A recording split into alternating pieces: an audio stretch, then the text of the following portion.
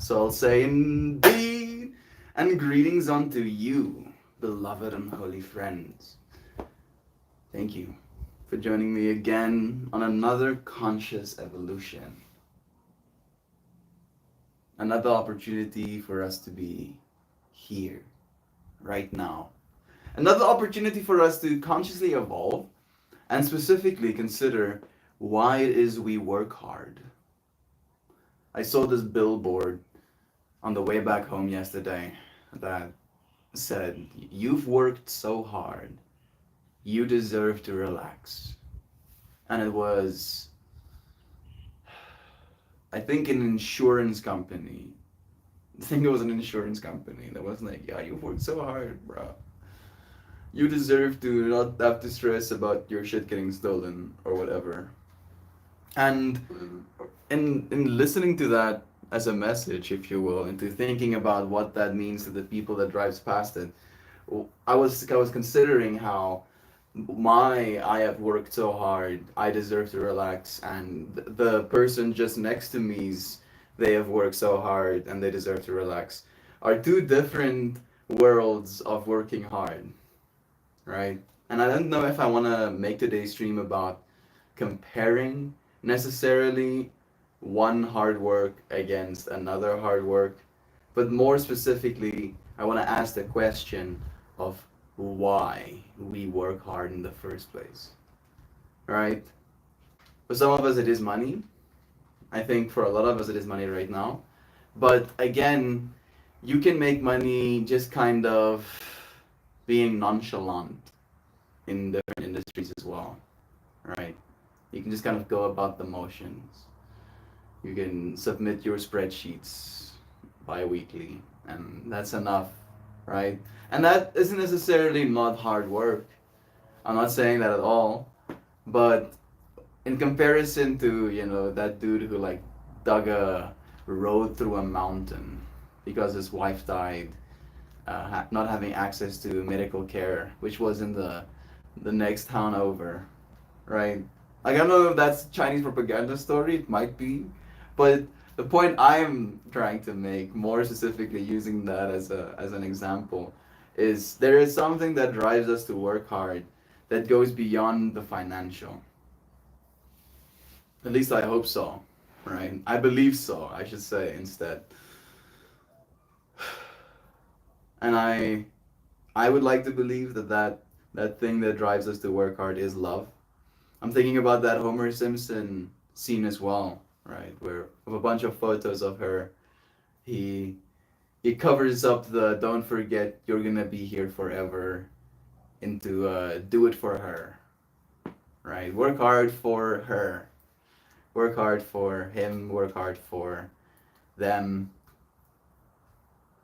work hard for us, work hard for yourself. Surely, surely there's some value in that, but I don't know if it's possible to work as hard if it is just for yourself. Is this a lie? I'm thinking about David Goggins right now. David Goggins is spitting in my metaphysical face, being like, "No, bro, it is possible to work hard for yourself." Okay, I'm not saying necessarily it's not possible. Maybe I should say it's sustainable. Is it sustainable?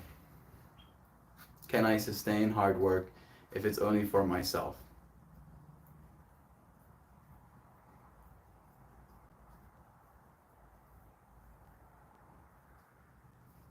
No, I don't think so. Would I be able to do anything at all if not for the support of you, friends? Right. I heard this take. I believe it was Umpaville, where he was talking about how all YouTubers, at least those who get high view counts, have like whole teams helping them. Right. There's a bunch of people that are working hard to make what is kind of vibe, and that they're not the only one that hinges on, right? It was doing a bit on Steven Crowder, right? And the sense of self-importance and entitlement that we can generate in our minds when we are exposed to certain fractals, to say it in so many words, right? And how there was this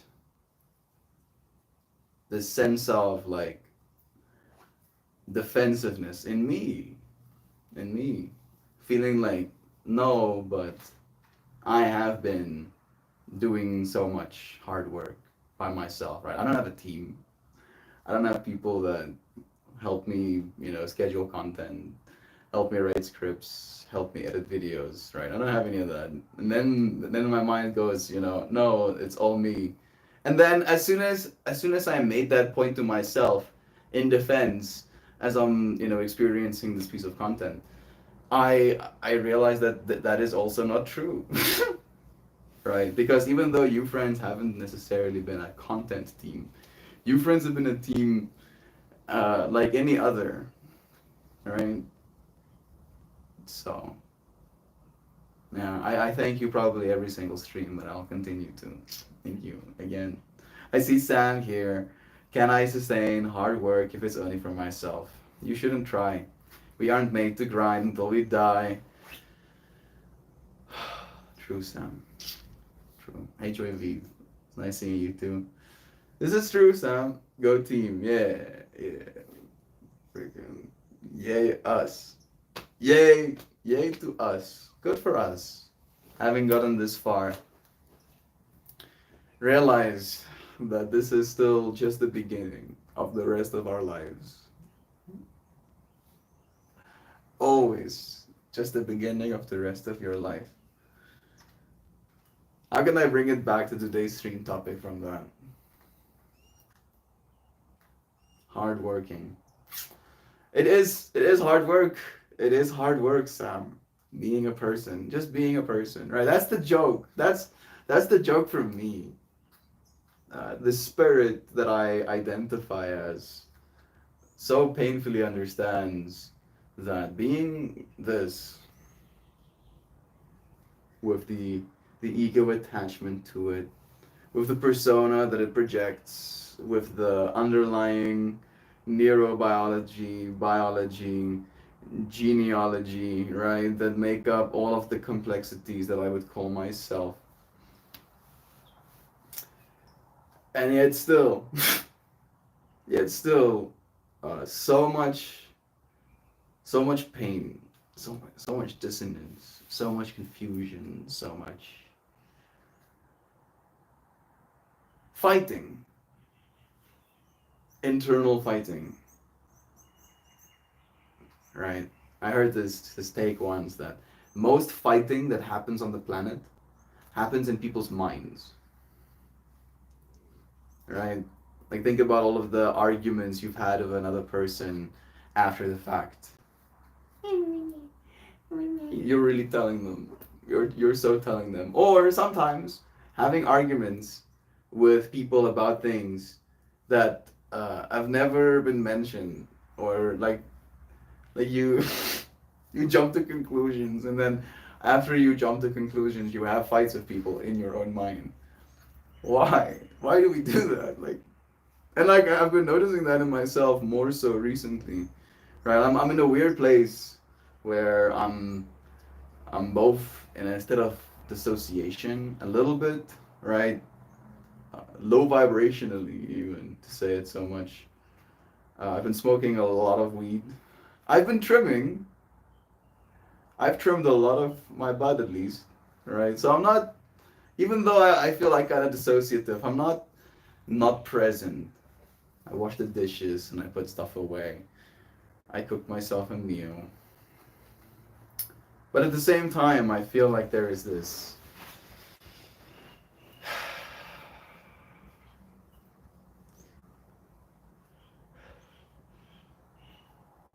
I don't know, like the way that I try to articulate to myself to get myself out of this mind state is that you shouldn't wish your life away. Right? Feels like I'm waiting for something. But that waiting for something isn't registering as urgency. It is registering as patience. And it's not bad. I think that's the thing as well. It's not necessarily bad in nature, but it isn't necessarily very exciting. There it is. Yeah, it's not very exciting. It's kind of just going about the business kind of vibes, being like, yeah. Like it's if you could see if you could see the scene of me just having something making noise on the TV. I've spent 9 hours in the last 24. Trimming, trim.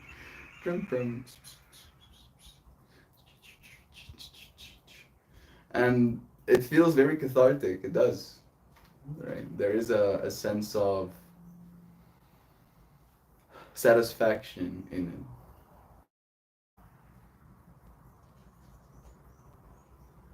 But again, after that's done, I'm gonna be again in that state of waiting. We should be getting our templates, our proper like design templates tomorrow for White Rabbit. We've been waiting for that as well. So maybe that's what I've been waiting for. It's gonna happen. Needs to happen. I also think I need to stop smoking weed so early. And when I say I'm smoking a lot of weed, like this Dynavap doesn't have that much in it, but I'm smoking it at least 3 times before stream, which is still less than a less than a third, less than a quarter of a joint, right, worth amount of weed. So I'm doing the math like that as well. But then I'll vape it maybe once or twice on stream. So we're up to between 5, 6, or 7 hits by stream end, and then after stream it only gets worse, right? Then it gets into like a every half an hour kind of thing, and I'll hit this thing 10 more times. So I'll smoke about a joint to 2 joints worth of weed a day. It isn't that much. Again, right? Like I know people that smoke like 20 grams a day, which is as much as I smoke in a month, basically. Why am I justifying? Point I'm making is I wanna at least, at the very least, just cease the starting to smoke before stream. Weirdly enough, this stream even started with that as a principle. Literally, right? Like we would wait until 4:20 in the day. I would start my live stream, I would roll a joint, and we would smoke it together. That's how the stream started. Technically, that's like one of the origin. That's like, oh goodness, that's actually tripping me out. So maybe I need to go back to those roots a little bit. It's just it's been helping. Again, in this state of feeling like I'm patiently waiting, being high while patiently waiting helps. It makes the patiently waiting wait patienting earlier. Yes. Hey, Kristen is here too. Love to you. I see Nancy as well. Bless you. So great. If everyone else is doing the work, then I can slack off. I love that, Sam. No, no, there's no slacking off. There is no slacking off. Like just being is the hard work. And I'm asking, why are we doing it? Why are we doing it? Right? If not for love. Again, it's so simple, and yet it feels so true to me. Of like, yeah, it's like there's nothing else keeping me here but love, and it feels like a sense of purity, a sense of calm, a sense of patience, but it's unexciting in a way, right? It's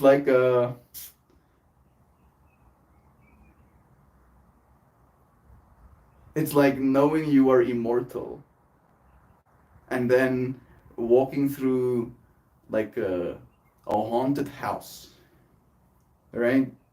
Now suddenly the haunted house has a little bit less pull on you because you cannot be killed, right? What is going to scare you when you fundamentally cannot be killed? So there, that level of excitement of like, oh, maybe I'll get killed in this haunted house goes away. And a part of me is like, hmm, yeah. Is dying exciting? Maybe to some, maybe to all of us. Maybe, maybe that's the way we're supposed to see it, right? We work hard so that we can die. That's so grim. Nah, dude. No, no, no, no, no. We work, bro. That feels like some old man wisdom. You work hard so you can die. Oh man. Okay, friends. When you jump, wait a second. Since it's just us, can you explain South African mail system? So there's two mail systems in South Africa. One private and one not private, public, governmental, right? And the governmental one has been in a state of decline for the last 20 years, essentially. I mean, it's bad. Like it is, they don't have any funding. They hire way too many people, and they are not really stoked about doing their jobs. They're kind of just like doing it because it pays money, right? There's no hard work happening in our postal system. And then on top of that, when it comes to our like international receiving of postages, then it can only apparently maybe I don't know actually, but I think it can only go through some sort of customs. It has to go through customs first. All right, so maybe it's better if we try and use like UPS or courier. I don't know if courier guy is gonna be able to do it. Maybe I'll call them and find out. But it's a nightmare. It's a little bit trash. So like our private industry is basically what we rely on primarily to receive packages, to our homes in South Africa. And our national postage system is how we receive international packages. And I think the only reason it is that way is because they charge us 30% import taxes on every single package. So it's this, it's just slime, so much. Fuck, like it makes me so angry. But yeah, it's fun. It's great. It's wonderful. It's getting better actively. It is getting better right now. Please, robotics, robots faster, please. I don't wanna suffer anymore. Waiting months for a package. Not because the package isn't here. Just because the package lays somewhere for months, untouched. Because they just cannot be bothered. They're like, oh no, bro. We'd rather not do our jobs right now. It's nicer to not do our jobs and still get paid the same amount of money than do our jobs and get paid money, bro. Why would we do our jobs if we're still getting paid money? Why would we? Right? You think they're gonna complain? They don't know. They complain. You tell them it's still on its way, bro. Because it is. We're not lying. So yeah, there we go. That's a nice roundup. South Africa's mail system explained. Do you not have mailboxes and mailmen? No, no, we don't. I mean, we used to. We don't anymore. When you jump to conclusions, why do you do that? I think the question here is, at what point do people plan on living up to my expectations? Goodness.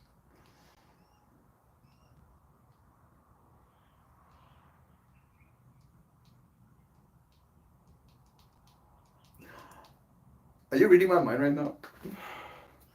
Is that literally what my jumping to conclusions is? I feel like that literally is. That's so weird you say it like that. I didn't give you that information. But that weirdly is the thing that I fight about in my mind more than anything, is my expectations. All right. Oh goodness. And I have high expectations, especially when it comes to work. Oh goodness. There's so much expectations. And I wonder why, right? Like weirdly enough, 19-year-old Melt would see me as a tyrant, probably. It's like, what happened to you, bro? What happened to you? I'm bruh. Bruh. Uh, bruh. Life. Life is happening to us right now, dude. I was thinking about quitting, then I had a small panic attack.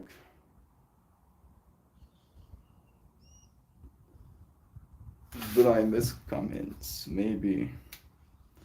Oh, about the smoking, stop quitting. I mean, quitting weed, I don't know if that's gonna ever happen for me necessarily. Because again, I love flowers. And again, there's always a sense of excitement in me when I get to embrace a flower, right? Like this bud that I've grown, it makes me very happy how tasty it is, right? Like I get to now, really, every single time I vape this strain, have this experience of, mmm, nice. And if it's true, there's not much excitement because now I know what it tastes like, but there is still this deep love and appreciation of this experience. But then as soon as that bud is going to be finished, I am going to put new seeds in the ground. And then that whole fractal of anticipation and excitement starts all over again, right? And life is cyclical in that way. We just have to keep putting seeds in the ground.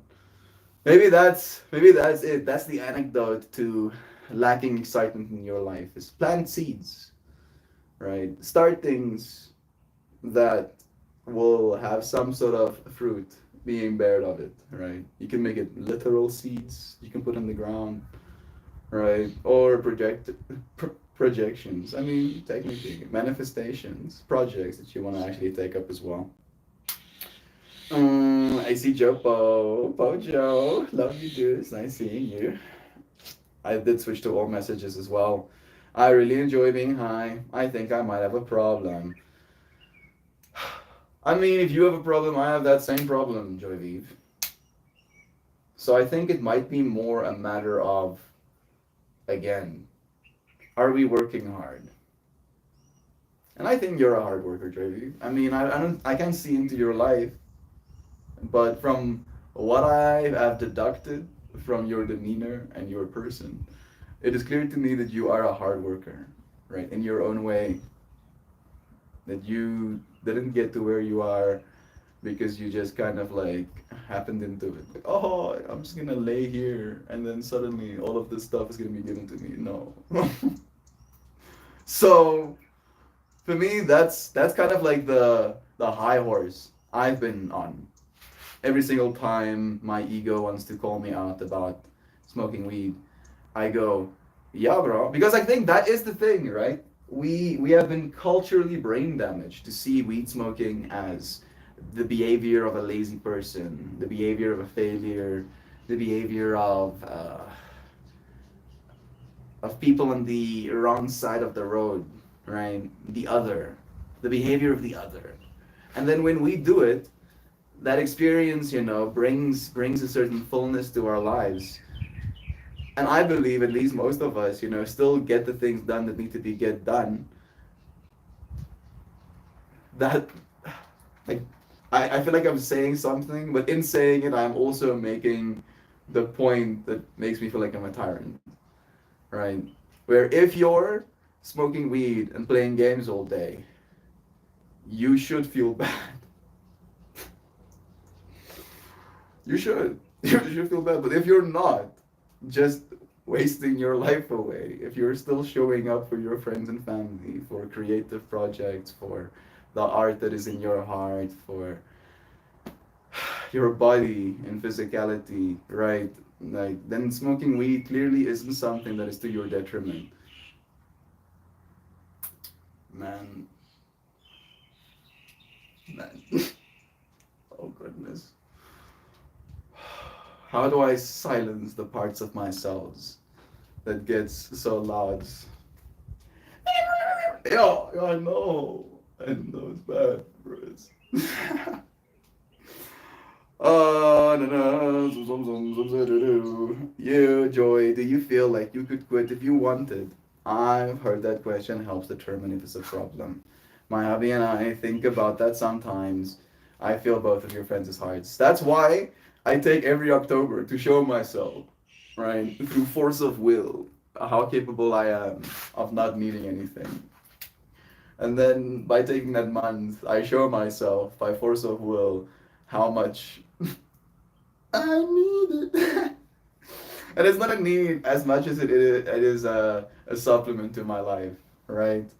In the same way that some people might be deficient of vitamins or dopamine, maybe, the endocannabinoid system. I mean, technically, I am supposed to be on ADHD medication, and weed does boost your dopamine. It does so through the endocannabinoid, system, which might be less harmful, at least when it comes to the addictive, pattern forming nature of it.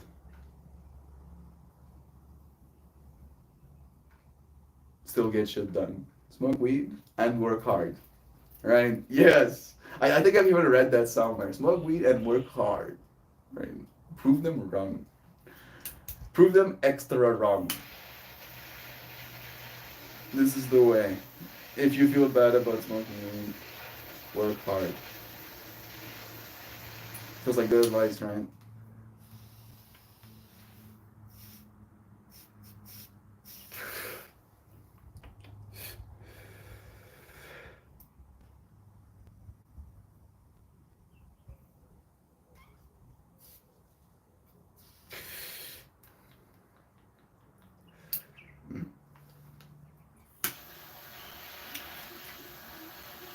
This one is very grapey.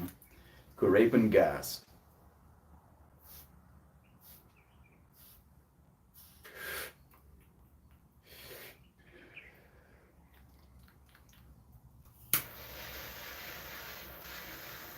But it is strong. Like I can already feel it.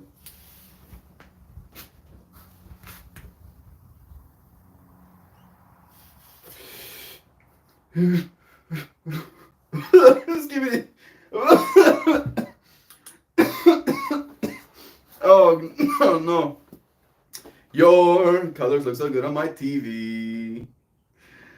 Today's flower is gonna be a good one. I just looked at myself and then rendered myself, this frame, into an environment. And then I rendered Joy Vive into that environment as well. And then I rendered Joy Vive's cats. Thank you, Joy Vive. Yes, I think today's flower is gonna be pretty psychedelic. I think this blue does look aggressively vibrant. Yeah. Suddenly, my mind also switched on to myself. Thank you, Joy, for letting myself see me. For making me aware of my existence. That was yesterday's acknowledgement, right? All right. I wanna.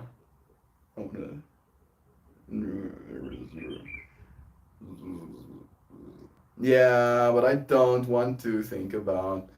That's where my problem lies. Is weed interfering with your daily life? No, it doesn't, Sam. At least not yet, anyway. I think the smoking is terribly bad for my health, and I worry about that. Me too. That was the one thing I was worrying about, Joy V, to be completely honest with you. Because I was like, this thing that I love to do. And then every single time I did it lovingly, I was also aware of the fact that I am carcinogenizing myself. And I was like, please. That is not the official term. I am just riffing here, right? There's carcinogens in combusted smoke. So I was aware of that. I was like, bro, come on, dude. Your lungs, dude. Come on. And then after taking last year's Sober October, I was like, you know what, bro?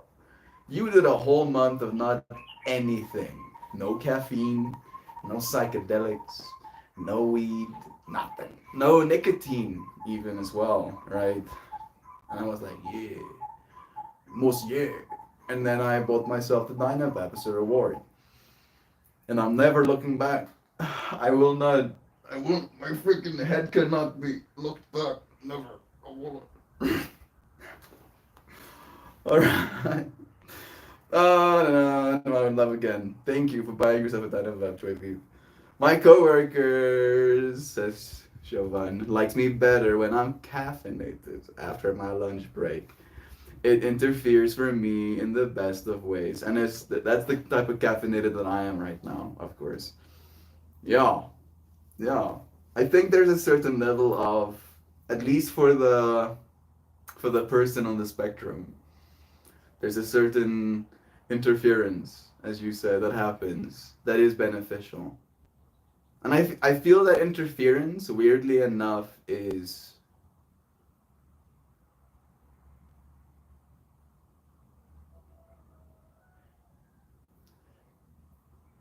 judgment being quelled a little bit. Right? Is that what it is?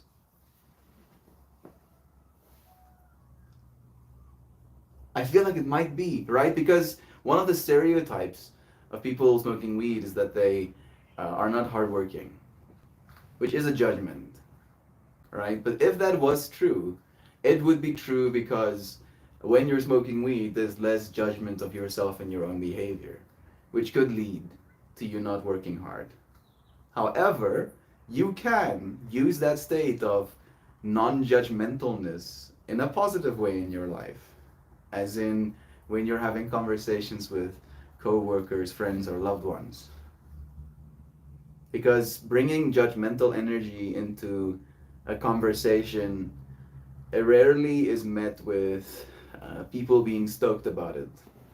And I find I become a little bit less judgmental when I'm both in a endocannabinoid and serotonin slash THC2A receptor experience, or mushrooms and weed. Like my information reception increases, but my judgment thereof decreases. Unless the anxiety kicks in. Which hasn't happened in a long time for me, but that's also a possibility. Then it's no longer judgment as it is catastrophizing. Which is almost like judgment, but in the opposite directions, right? Like self-judgment. That is exactly how I knew it worked all along, Joe. Smoking makes you cool. It definitely melts the filters. It tells me I'm not cool. The judgment. And my perception is my reality. So y'all, we the coolest, no doubt. I'm for some reason suddenly Jovan's face had like a still motion freeze, and then and then those like glasses sinks down from the top of the frame onto her face, and then a joint. The coolest. That's how it works. Self-proven, no doubt. Who told you you're not cool, Joe? You're so cool. You really like are absurdly cool. Your colors are blessed again. Thank you. The cops' joy. I'll continue to prove them wrong. I mean, do the cops not think I'm cool? Like I feel your heart, and like I've been through some mild traumas with the police as of late. Like I did not have a good time. My weed gets stolen. Driving, like it was like the weekend. My weed gets stolen. This next weekend's Thursday. Was it Thursday or was it Wednesday? I get there. No, it was Thursday. And then on the way there, I get pulled over by another police officer. And he goes through my shit again. And I was like, bruh, do I need to start dressing differently? Right? Like, are they taking one look at me and going, like, yeah, this dude obviously deals drugs. He must. There's nothing else this dude has going on for him in life. Right?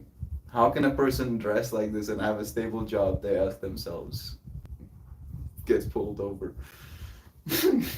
I met a girl yesterday whose spine was fused to a rod. She couldn't look back very easily either. Now suddenly I feel bad. Goodness. To not have spine flexibility. How much we have to be grateful for. Right? And stuff like that. I haven't really taken a moment to be grateful for my spine flexibility. Maybe ever. Have I? I mean, I've been aware of my spine flexibility during my yoga, but it.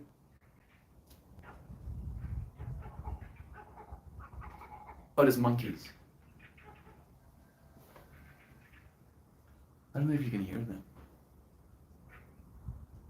I can't see them either. I've been aware of my spine flexibility in yoga. You know, you can push yourself and you can feel into things, but just being grateful for being able to have flexible spine instead of fused spine. I'm gonna see if I can see those monkeys.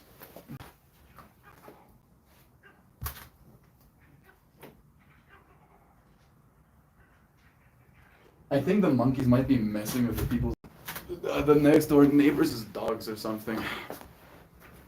Hey Mojo, morning to you, lurking, listening and loving. We conversation definitely resonates. I feel the fact that today's conversation was about hard work and then the weed conversation came up feels so beautifully apt as well. I can hear the monkeys. I couldn't see them. I'll try. I'll point you in the general direction that the sound's coming from.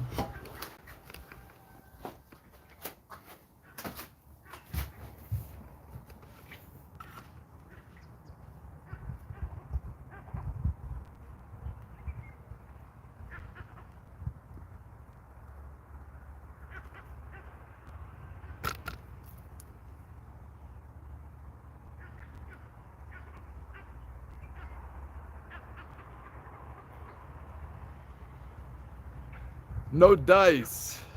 That monkey is far away. Just make loud noise. Skibbity, scooby doo doo doo, scoop dooby doo doo doop doom, doop dooby doop scoop. Let me see something clickery.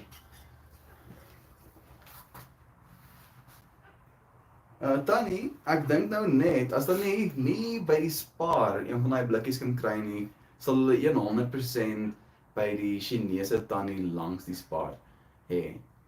Weet jy of tannie al pad is nie, sien binnekort.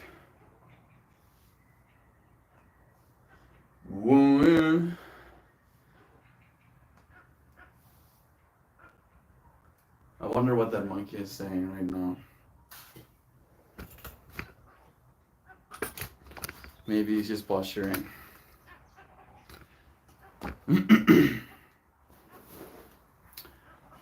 All right, I'm back in. I want to see them. I would love to show you them. I would. They're small monkeys. Yeah, Mel. Monkeys are small. That's why they're monkeys.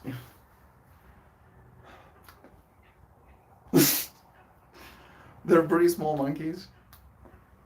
And they're pretty playful. I've watched them once, like jumping amongst the tree branches underneath that big tree. I think there's a spirituality aspect to weed that is way underappreciated. I mean, in the Rastafarian culture, it's called a sacrament, right? A spiritual sacrament. Hey, Google. Let's see if we can actually talk to an AI.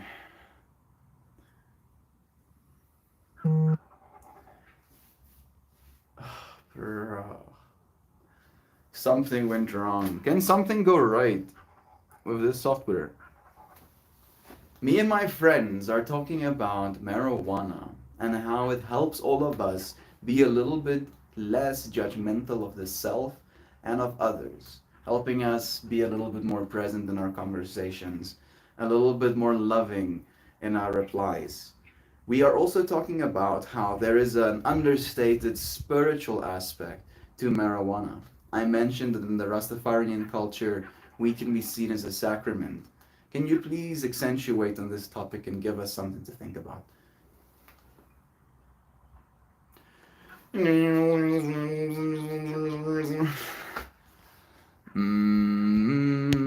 Do the streaming over there. Let's mess with him. I mean, there was another monkey on a big motorcycle or something, absolutely gunning it. Blah, blah, blah, blah, blah, blah, for like hours today. And I was getting a little bit fed up, to be honest. And then I was yogaing in silence, and and then I came and sat down, and then the man went away for a second, and then monkeys. So it feels kind of apt. You know, it's a hard work I'm supposed to do. Can you show us a picture on the interwebs of what kind of monkey they are? Let me see if I can.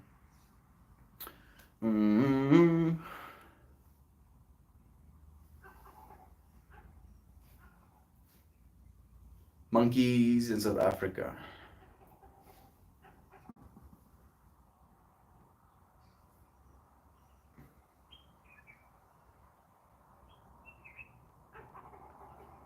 Yeah, there are these ones. They're called vervet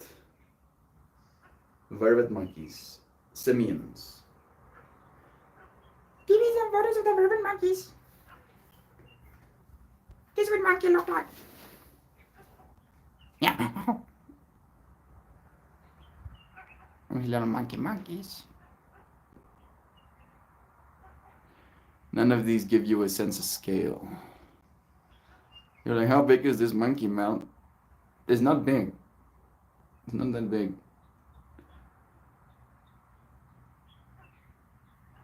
So, bro, these please. Please, interwebs, why? Like it got worse. It like the concentration increased radically. So quickly. I'm trying to find some scale. I'll find scale and then we'll put the monkey fractal down. There we go. I mean, this is a baby one being held by a person, but that does give you an idea of how big they are. There's a person and a monkey. What a photo that is, actually. I want one like that. I want a photo like that. I'm gonna go get one of those monkeys. The difference will just be the monkey will be screaming in my photo, and I'll be getting, like hair pulled, fingers in my nostrils kind of vibe. All right. We still have our prompt that has been sent, but I want to read comments first. No, I just actually cackled out loud because I thought you said a monkey was on the motor. I mean, thank you. I'm happy that made you laugh. It was meant to have some comedic intent. The fact that you actually thought one of these monkeys was on the motorcycle makes me even happier. But yes. Small and large enough to punt like a football. Perfect monkey size. I thought that too. Hardballs too. They got bright blue balls. They do. The more blue, the more healthy the male is. The more laid he gets. Stop, please. How can one be mad at monkey on a motorcycle, right? If I just see like an actual monkey blast past me. Wheeling the freaking motorcycle, making noise. I probably also would be I'd be like, wow, okay, that's very loud, but that's pretty cool. I wouldn't lie. If the monkey cut me off in traffic on the motorcycle, I'd be very upset. Would you though? You'd probably be upset about the getting cut off in traffic. And then you'll notice there's a monkey on the motorcycle and you'll go, checks out. Getting cut off by a monkey kind of checks out, it makes sense. All right, here we go.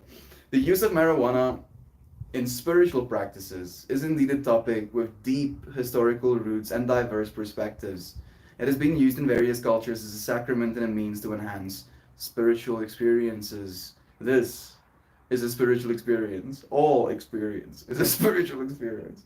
From a spiritual viewpoint, some believe that marijuana can help raise one's vibration, allowing for a greater connection with the self and the universe when feeling low. It is thought to aid in becoming more present. Oh my goodness, there it is! Less judgmental and more open to love and compassion. This aligns with your experience of it fostering a non judgmental and loving environment in your conversations. However, it is important to note that the effects of marijuana can vary greatly among individuals. While some may find it enhances their spiritual experiences, others may find it hinders their spiritual growth. It's not considered a necessary element for spiritual development, and especially when dependency forms, it can become an obstacle rather than a tool for spiritual advancement. In terms of its historical and cultural significance, marijuana has been part of spiritual practices for thousands of years across various traditions, including Hinduism, Rastafarianism, and indigenous cultures. It's been used in rituals, meditations, and as a means to achieve altered states of consciousness. Today, the conversation around marijuana and spirituality continues to evolve, with many exploring its potential benefits and risks on the spiritual path. It's a complex subject that invites a lot of personal reflection and consideration of both the positive impacts and potential spiritual risks associated with its use. The way this thing is talking about spirituality, I mean, it is probably just regurgitating, but it does feel like it's very balanced in its approach. As you and your friends discuss this topic, it might be interesting to consider the balance between the potential spiritual benefits and the importance of mindful use, ensuring that it serves as a tool for growth rather than a crutch. Reflecting on personal experiences and intentions when using marijuana can provide deeper insights into its role in your spiritual practices. Yeah, that feels pretty affirmation, right? Nice. I feel good about that.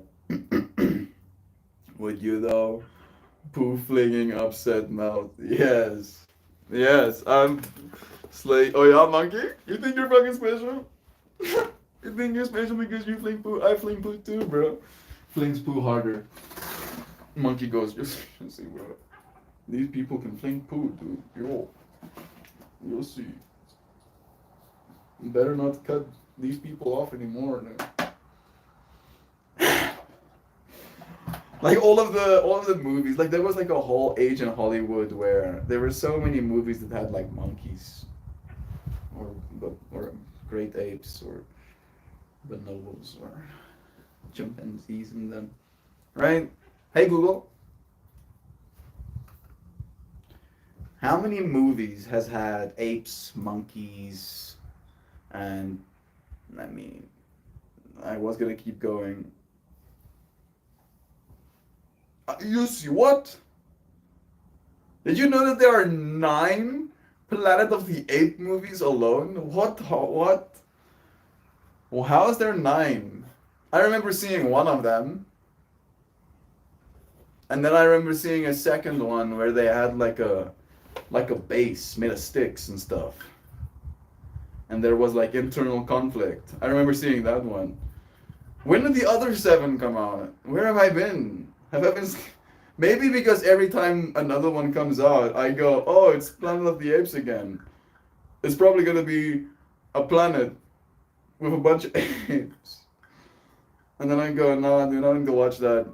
I already live there. I'm already living there. Okay. Well, how is that? There are 9 Planet of the Apes movies. Mark Wahlberg can be blamed for one of those. Mr. Pooflinger, do you know why I pulled you over? Tim Burton did one back in the day. Gosh, so many remakes. That's maybe why. The remakes. Maybe I've only watched like the new remakes or something. I'm gonna embrace Mary Jane. I'm gonna pull us a car. I'm going to pity patty on my drum for a second or two. and then I'll say goodbye to you, dear friend, for today at least. Is incoherent screaming an option, man? Yeah, of course. Didn't you see my that that is why I got pulled over. All of those sounds is my answer, sir. Sir, can you step out of the car, please? Make some more monkey sounds. Sir, please. Don't make this harder than it's already gonna be.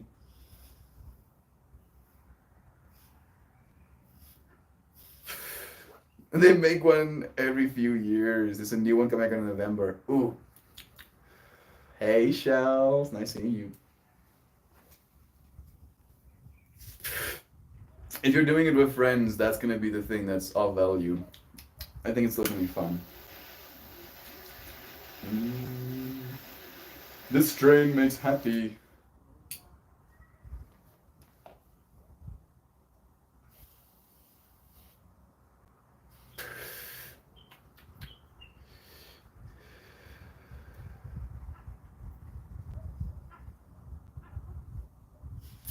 I'll have to take some proper photos for you, friends, at some point. Flaming poo with friends is valuable time, okay. Where are we going? Are we there yet? Shall, Galihheim, miss your voice and stories. How are the crows? How are the crows? To some of the friends who don't know, there is Shell lore, where she literally has a stuffed crow. And the other crows know that she has a stuffed crow. And we don't know how they feel about it. They probably feel some things about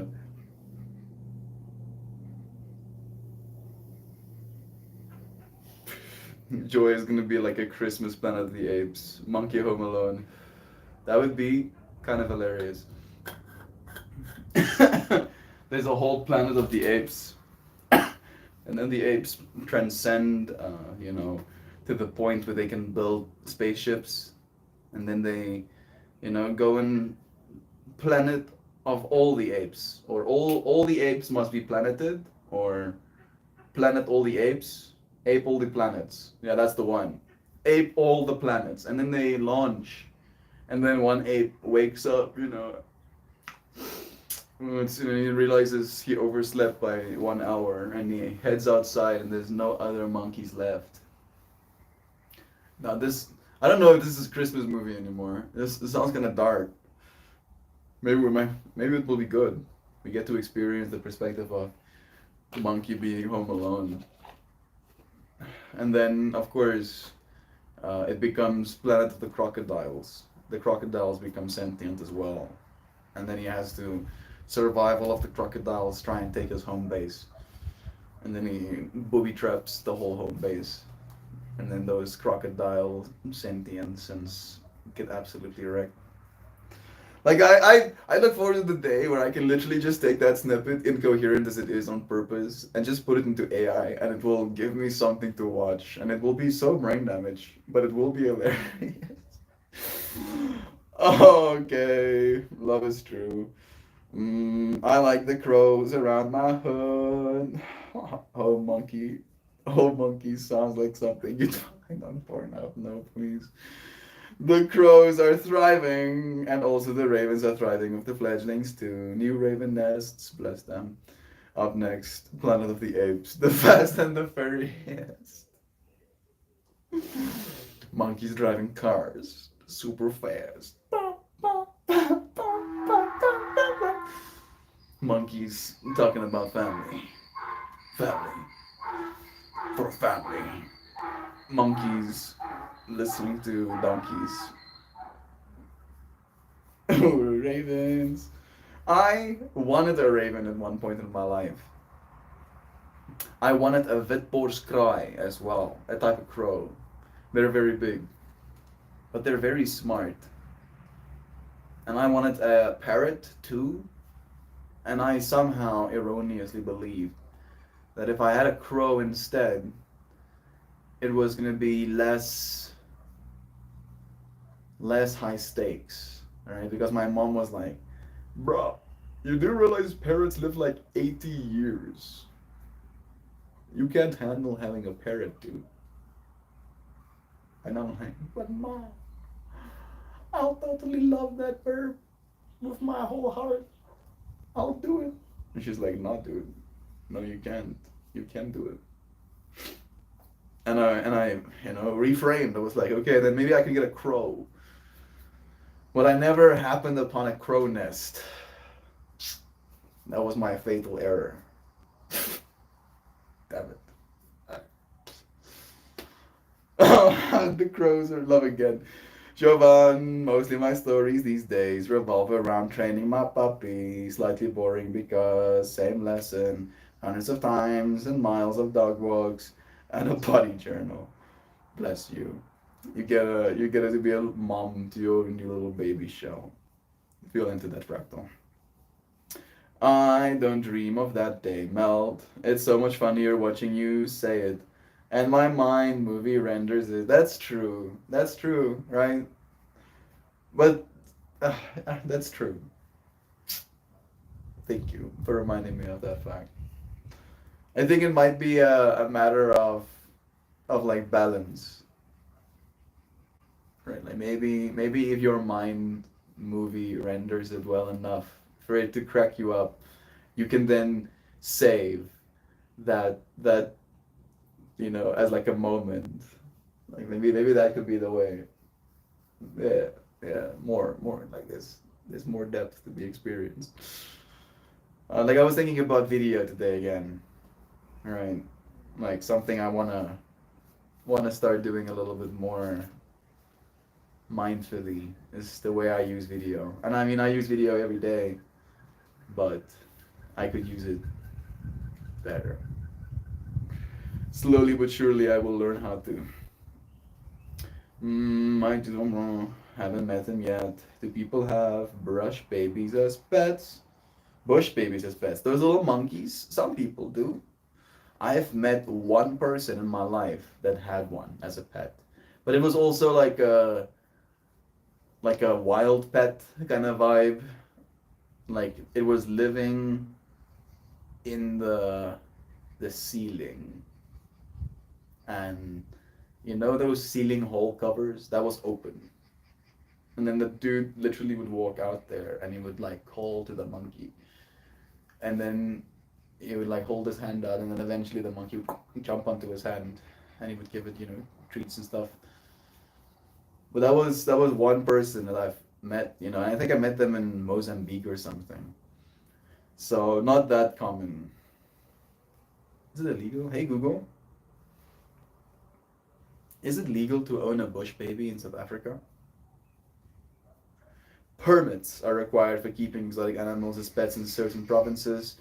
Conservation issues are mainly dealt with through the various provinces. In Gauteng, Northwest, and Mpumalanga, Limpopo, no permit is required for the legal possession or keeping of an exotic wild animal. Well, there you go. You can. You can. You can keep one if you want to. But people recommend you don't. Bush babies are wild animals and should not be kept as pets. Don't tell me what to do, mom. Don't tell me what to do. I want bush baby in my house. They do pee on their hands. Like one of the things they do. Right. So and I was very aware of this fact, and I instantly went and washed my hands afterwards. But I did hold up my hand and have that little monkey climb on my hand. And feeling its little handsies and the little pads it had on its hands and the way it was holding on to my fingers. It had a sense of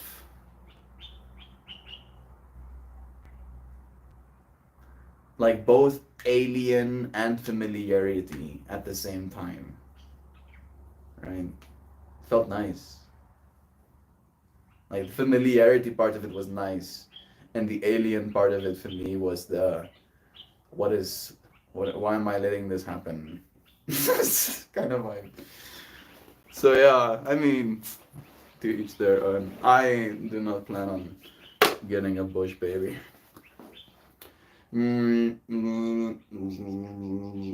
Puppies are hard work. Kudos to a hard working fur mama. Bless. I have now a new pet, bathroom bug, posting in Discord. Yeah, you should see this. Wonder if it's gonna be. It's probably gonna be in our pets.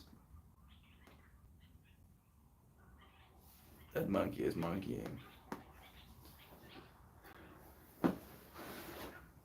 I don't know if it's gonna open properly, but look at that bug. Having himself a good time. Yeah. That grape is bigger than he is. Imagine what's going through his mind. He's like, this is more food than I could ever eat in my whole existence, bro. I'm in heaven right now. Is that a stink bug? That is definitely a stink bug. But as long as you don't step on him, the stink should stay inside the bug. Yes, that is his name. His name is Stink Bug. Stink Bug. Stink Bug the Stink Bug. Your parents called you Stink Bug? Yeah. That's not very creative. I mean, what do you want, bro? Stink Bug is as creative as any other name. Just happens to be the English name for it. Bless. Okay. I think I am Sebastian Donkey Kong. I think I'm through all the comments. You friends ready for our card? Are we gonna pull one of these? Yeah. The little bug thought that grape was Mrs. Stink Bug. No, I think so. He has his little proboscis extended, you know. He's definitely partaking of the sweet nectar of that grape. They pee on their hands next time on Fun Facts with Meld. How to tuck your monkey in at night and be friendly with your spiders. Yeah, I kind of like that idea. I wanna have a tutorial of how to tuck in your spiders as well. Why not tuck the spiders in? Doesn't that sound so nice? You know, 4 of their 8 legs, you know, comfortably resting on top of the blankets after you tuck them in. You know, you get to like. My mind is like having a little bit of a panic attack as I make this joke. Stroking their little hairy heads as their 6 eyes stare dark at you without eyelids. Stop! Why are you like this? I'm supposed to pull a card. Joy, you got to see Lucas, the cute little jumping spider. Okay, you see. Now suddenly, even though still, Joe, even though that is kind of what I was doing in my mind. I was making it like cutified with the whole armies being tucked over the blanket fluffiness, right? I was very much seeing that. But then going like for the face and like it at that size where I have to like tuck the blankets over it. it's still pretty yikes. But do like, hey Google, show me Lucas the spider. There's a bunch of YouTube videos that you have to go and watch if you haven't seen Lucas. The place I found out about Lucas the spider, Shovan, is in China. Weirdly enough, they had Lucas the spider videos that we showed the kids. I mean, these renders. This is like the side profile of Lucas the spider. Right. But I feel like the still image doesn't capture his essence quite like watching him move. Like he even moves cute. They're super short videos, but they are adorable. You got to hear his voice. I had a Lucas plushie, but he had been retired by Luna due to splitting. Jumping spider, no, absolutely not. No jumping on me. I don't know if I'll get copyright struck-ins if I show you friends the video. Go and watch. Lucas the spider. Support those creators. Thank you, Chauvin, for helping us support them too. I'm gonna get myself set up. I think there is not the perspective. I will create better one.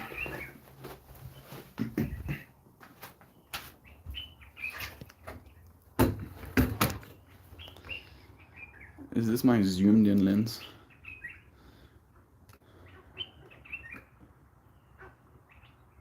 Monkey make sound.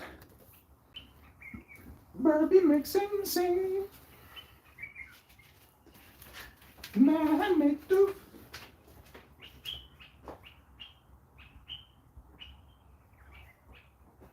From the beginning.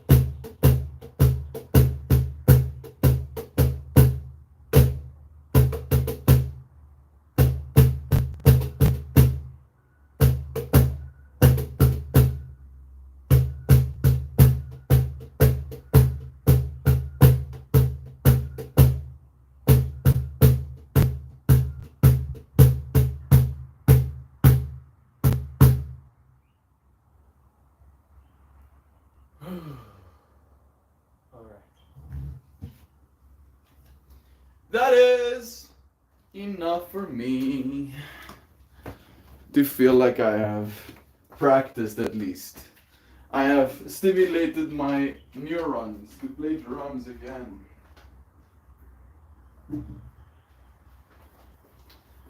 Even though I felt no desire to do the hard works. We distracted Mel so much he forgot to pull a card. That's true. I did actually forget to pull a card. Saw a spider in the woods the other day about the size of a pinhead, like 4-inch web, doing all the badass things that big spiders do except minuscule scale. That is actually so cool. Right, because again, we as human beings have this attachment to intelligence being brain size related, right? But the level of intelligence and sophistication that it takes, that is required to build a web, right? Some little spiders have like little counterweights. They have little rocks that they hang by the web to make sure there's their stuff stays stable. And again, as you said, seeing it on that minuscule scale, you see that intelligence being reflected despite what you would consider, the brain size being different. I'm pulling up chat. Trying again. There we go. Tiny wood spider. Yeah, nice. I think I've seen all the comments. I gotta go. Love you, Nancy. Clean before my friend comes over. Bless you for doing that. That's very nice. I know you're not here to hear it, but still. Pulling a card. When I close my eyes right now, I see all of the little straggly bits of leaves that I need to trim off of my buds. Like unironically. I'm seeing a smiley face behind those leaves right now. Anna, grandmother of Jesus. Seeding the light, laying foundations, divine plan. Matriarchies. Man, women are incredible. Like, I don't even have to articulate. Like, just the amount of stuff. And the more you know, the more incredible they become. Like, I'm thinking about the mitochondria thing that we, or women at least, share like a mitochondrial blueprint throughout lineages. And then the other part of like all of your egg cells being with you from the start. Like that, just those two things like popped up in my mind, and I was like, oh my goodness. Like, the amount of complexity you carry around with you, like whole universes. Not a whole, the hundreds of thousands of whole universes. Anna, grandmother of Jesus, was an ancient mystic who dedicated her life to laying the foundation for Christ consciousness, to be woven through all of life. She is not widely known, but without her, Christ consciousness would not be rising as it is today. Anna represents the quiet dedication that is sometimes required to live a life of service, hard work. She represents the generations that came before that devoted their lives to dreaming a new world into being, while knowing that they would not see the glorious end result. She represented the dutiful soldier, the unconditional mother, and the mystic who can see the thread that is woven through all of life. Anna teaches us that we all have a part to play in the divine plan. It doesn't have to be on the world stage to be significant. One person's part is not worthier than another's. One person's part may be to mother their children, and that is maybe to gather women in a circle each month or each week on Thursdays. No part is better or worse, more important or less significant. We each have within us a seed of light that we incarnate to share. Anna is gathering us all to remember and surrender to our part of the plan. Hold this card on your heart and say, Beloved Anna, thank you for allowing. I see the sacral chakra as an image representative when I close my eyes right now. Beloved Anna, thank you for laying the foundations for the divine plan. May the seeds of light within me, the seeds of light, we were talking about planting seeds in your life so you have things to be excited about.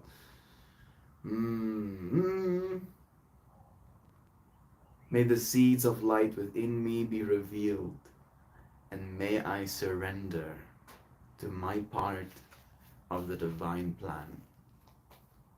You are a part of a divine plan.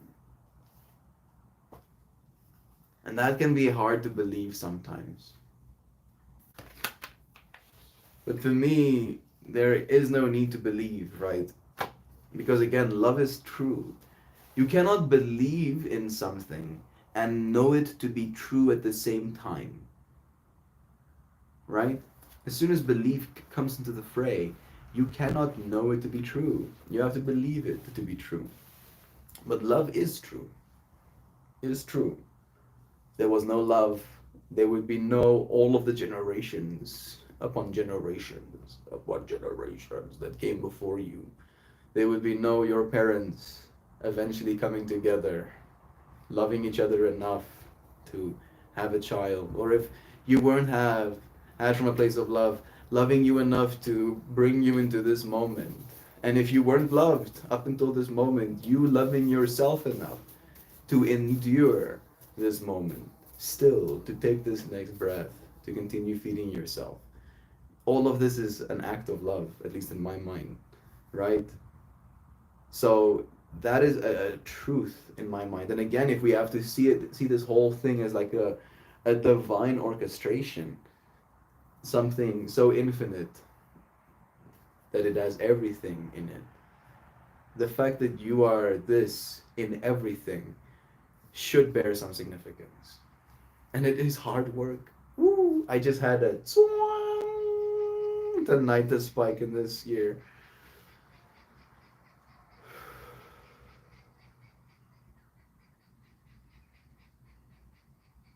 It's hard work being a person.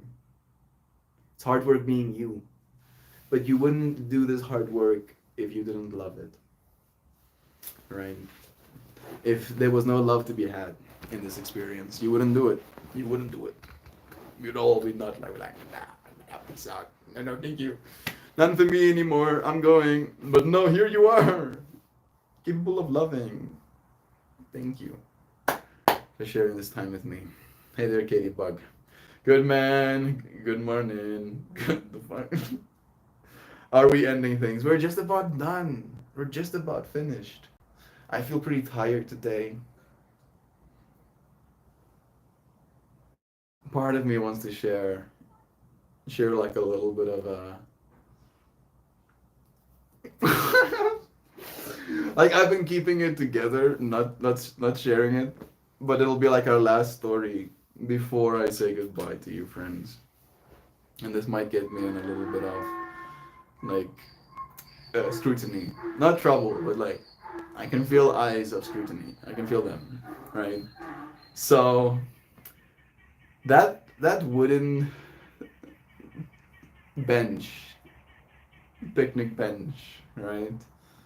That I sometimes put my camera down on, or that you see in the shots.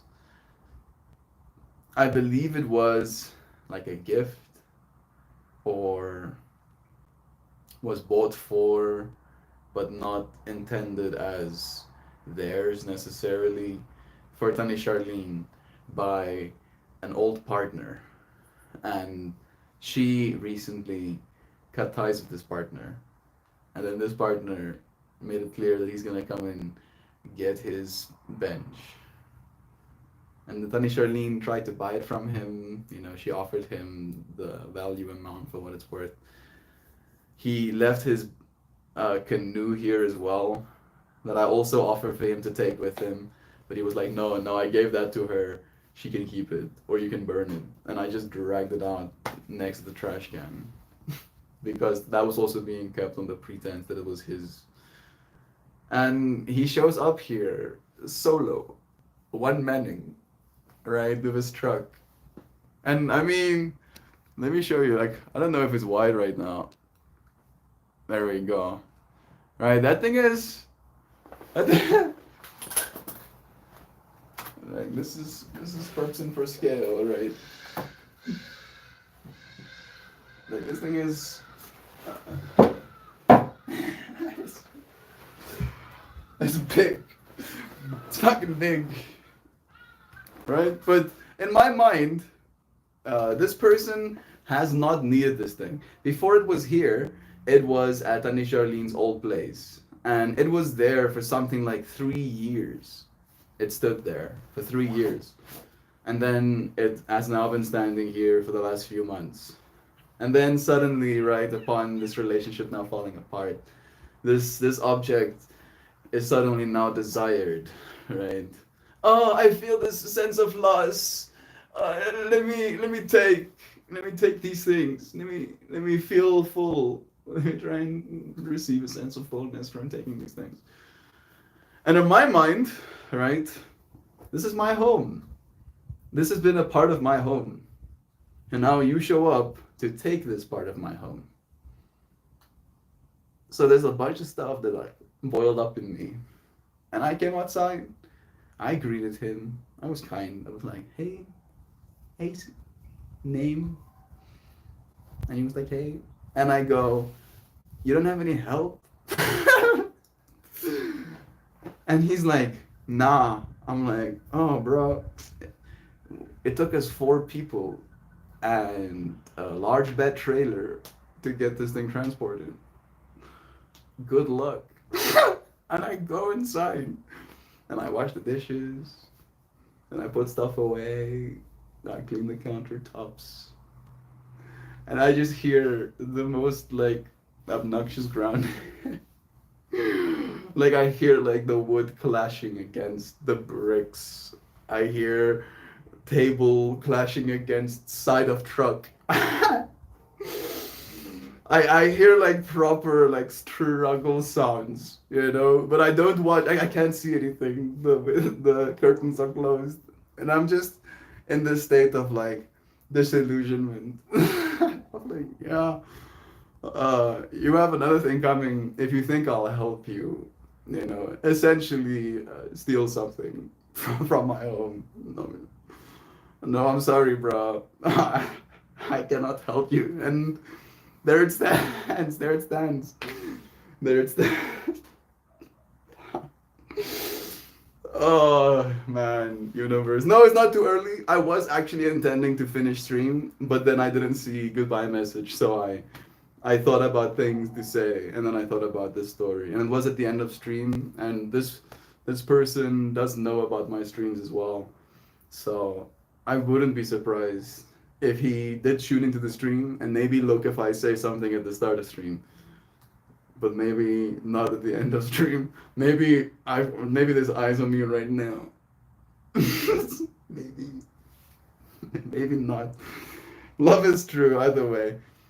It's a nice table. People will take stuff to throw salt on the wound. Oh yeah, like babies fighting over toys. And I'm seeing this, right? And like these are grown ass people. Like people in their 40s. Like police, dude. Like, yes, bro.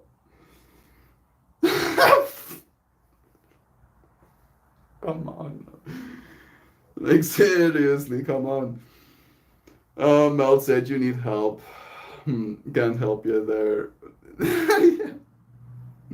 Like, again, I mean, if he's gonna offer me the cash to help him for the day, right? Like, I can be a laborer, but I'm not his laborer.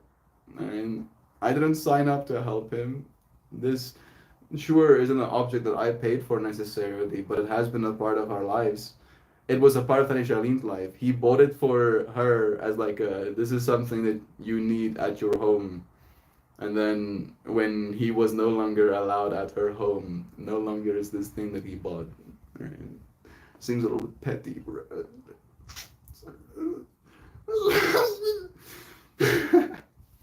The story was extending the stream. Yeah, thank you. I'm happy that you friends felt a sense of hard work. Is there some hard work in there? There's something hard work. He was working hard to try and get it on his track. But no. No. Nope. Jovan, it's never too early to wish your friends well. What a beautiful sentence that is as well. The prettiest though, I salute you. The pettiness though, I salute. Thank you. Like again, right? I feel like as a character, as a stand-up dude, it would be the most limp thing for me to do to help another dude put something on his truck, right? Out of pettiness as well, right? Like I can double up on petty, bro. You wanna play petty? Let's petty. Let's fucking petty. I can petty too, bro. This is not hard. Pettiness is easy. You did good protecting your heart and home. Yeah, bless. Petty is sometimes always necessary. Oh, bless you, friends. Agreed. Take what is yours. The universe gave me the bench. It's staying. Yeah, this bench, is gonna serve no function, right? I was again with the whole conclusions we jumped to and like arguments we have in our head because I was still having arguments in my head. Like one of the arguments being like, bruh, do you think, right? And this was like pretty morbid, but again, my mind is morbid, unfortunately, when it comes to its reasoning because it goes to the ultimate extremes always, right? Of like trying to give me ultimate contrast. So it goes, hey bro, you think people are going to fight over this bench when you're dead? You think people are gonna be vying, being like, no, I want bench. No, me, this bench is mine. No, I want it. I will remember him by taking this bench home. No, probably not. They're gonna take one look at it. Look at the surface area it takes. Do the math in their brain. Consider where they might put it in their space. And then reconsider and probably not take it. And then it's gonna get probably, most likely, if it even lasts that long in the first place, get chopped up and turned into firewood. Right? So, like, that's the ultimate ending of you taking this thing, right? Like, why ruin why ruin with pettiness the good experience that could be had, for something that will ultimately end in impermanence. No, that looks hard. Walks away. I also like to watch people I don't like struggle. I didn't watch him struggle. I didn't do that. Even though I wanted to be honest. I didn't do that because I felt that would have been a step too far. I in fact felt kind of bad still, right? The person in me that knows I am him. It's still me. It's still, consciousness as consciousness is unchanged, living through the feminine fractal that is his life, right? His life and the change therein is feminine in nature, and the consciousness that is unchanged is in all of us, right? So the consciousness in me that is unchanged was unchanged, but the feminine in me still felt for the heart of this other poor feminine creature, right? Struggling right now, but at the same time, it's like a rewarding of behavior, right? Like if you give your dog a treat every time it bites your hand, you shouldn't be surprised. Okay, I've gone too far. He didn't watch. He listened. I listened. All right, I listened. I didn't watch.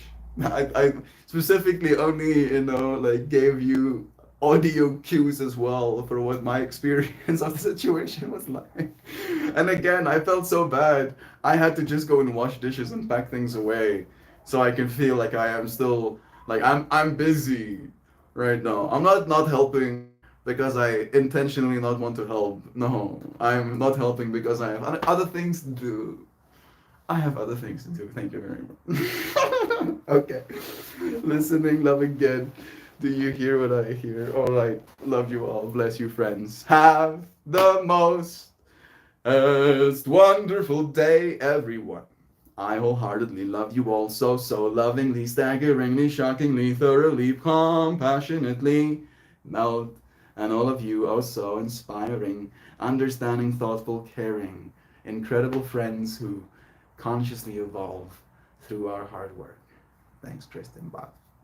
Thank you, dear friends, for your love, for your presence, for your willingness to show up, for your hard work. I look forward to doing more of it with you friends tomorrow.